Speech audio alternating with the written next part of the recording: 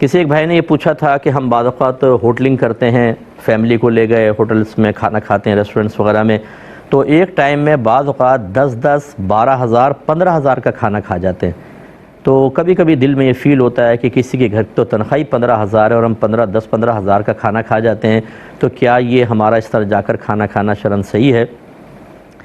देखें, पहली बात तो ये कि अल्लाह तबारक व तआला ने दुनिया में जो भी नेमतें अता फ़रमाई हैं वो हमारे नफ़े के लिए अता फ़रमाई हैं। हुवल्लज़ी ख़लक़ लकुम मा फ़िल अर्दि जमीअ, ख़ुद अल्लाह इरशाद फरमा रहा है कि अल्लाह ताला वो ज़ात है जिसने दुनिया में जो कुछ है तुम्हारे नफ़े के लिए पैदा किया है।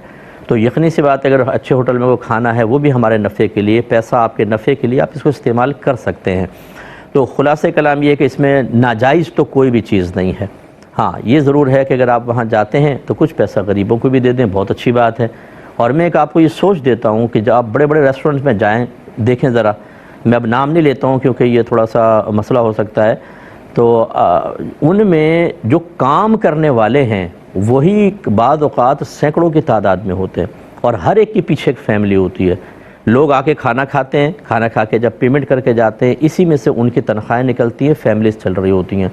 अगर आप ये सोच बना लें कि हम जाके अगर अच्छा खाना खाते भी हैं, कभी कभी आउटिंग करते भी हैं, तो ये असल में कोई नफ्स का ही इत्तिबा नहीं है, बल्कि एक अल्लाह की नेमत का दुरुस्त इस्तेमाल है। और फिर गरीबों की इमदाद है कि जितने वहाँ पर एम्प्लॉय वर्क कर रहे हैं उन सब का भला हो जाता है। बाहर गाड़ियों की हिफाजत कर रहे होते हैं, 4 वहाँ पे गार्ड उसमें रख दिए, उनकी फैमिली देख लीजिए, जो बैरे होते हैं उनको टिप वगैरह मिलती है, वो अपने घर बार उससे चलाते हैं। तो गरज़ एक है, किसी एक शोबा ज़िंदगी के मामले को सिर्फ वन साइड अगर आप देखेंगे या चंद पहलुओं से तो शायद नक्स नज़र आए, लेकिन वसीउ ज़हन होकर देखेंगे तो बहुत फ़ायदा है। जैसे क़ुरबानी के अय्याम में कहते हैं जी कुर्बानी जानवर काट रहे इतने सारे, क्या फ़ायदा है? अरे भाई, ये आपने पहली बात तो ये कि फ़ायदा नुकसान इसमें देखते नहीं, अल्लाह उसके रसूल ने वाजिब कर दिया तो करना ही करना है।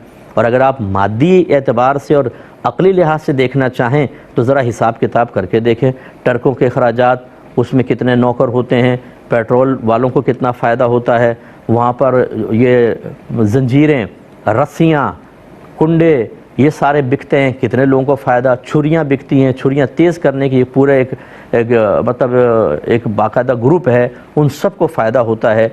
इसी तरह आप हिसाब करते चले जाएं ज़रा, जो इस क़ुरबानी के मामलात से मुख्तलिफ़ इसके शोबों से वाबस्ता लोग हैं, एक क़ुरबानी के 3 दिन समझ लीजिए या एक इवेंट जो आता है, ये लाखों लोगों को रोज़गार फराहम कर जाता है, लाखों लोगों को।